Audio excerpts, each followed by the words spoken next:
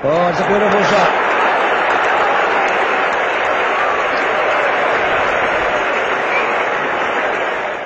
I actually did work experience from school at a company called Ace Cricket Bats in Elland, and took my batting for repair a few months after I'd done the 2 weeks work experience. And Alf, who owned the shop, he was looking for an apprentice at the time. I started in just after the exams in July 1997 it was, and from there he taught me obviously everything he knew, which was a good grounding. I think he had about 40 years experience at the time making cricket bats. I was with him for 9 years until the company closed in 2005. Decided in 2010 to go on my own. I mean, you walk into a sports shop and you see the shiny bats and they're 400 quid or whatever, and all the rest of it. And what's the difference? Yeah, the difference is obviously you can have a lot more care and attention to the final product.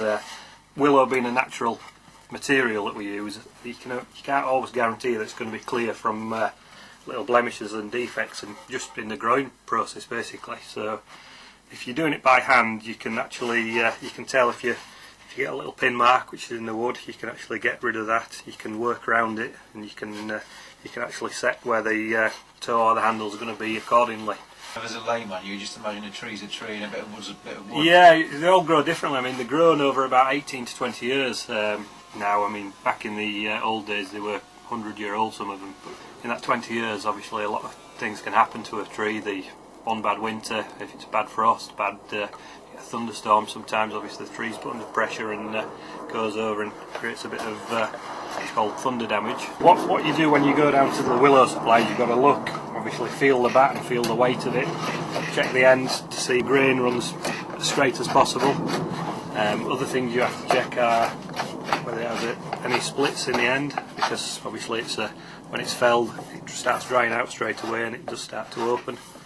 No, from that, what you'd be looking for is straight grains, as evenly spaced as possible, and hopefully once you start working it you don't find any kind of damage, as I say, from storms, etc. But until you start working a piece of willow, you can never be sure of how it's going to perform on the cricket field. This is what we class as a cleft. The willow suppliers basically fell the tree, cut the tree into what we class as rolls, which are probably about same length as that. From the rolls they actually split it down into more manageable cricket bat like shapes before machining them to this, and then it goes into the kiln for a period of time to get the correct moisture content and actually get as much water out and weight out of the blade as possible. I'd always been into woodworking and making things, probably from the A-team days, watching the A-team, and stemming from that I'd always been interested in making things. My dad's always played cricket, and the family's always been interested in cricket, so I think probably combining my love of woodwork and obviously the sport of cricket, the two went hand in hand really.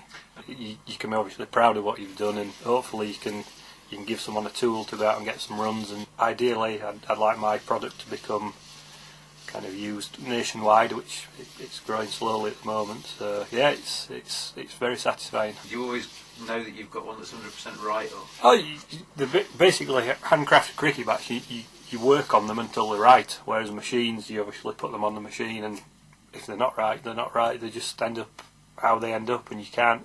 I wouldn't be fully happy putting my stickers on a bat that I didn't think was as it should be. Any bat can be repaired.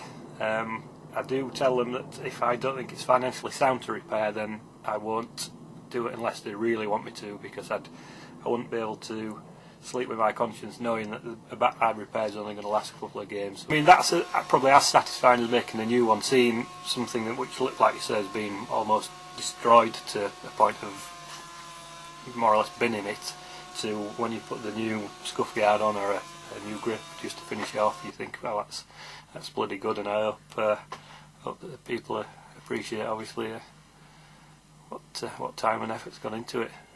A lot of local cricketers are playing with JEDi bats now. Does it make you proud when you find out that one of your bats has scored in the leagues? Yeah. I keep obviously look out on the social media and the league websites, etc. But yeah, it does. Obviously, yeah, that's what I kind of half the thing is obviously making cricket bats that local cricketers can afford, and obviously if they get runs with it, then all the better.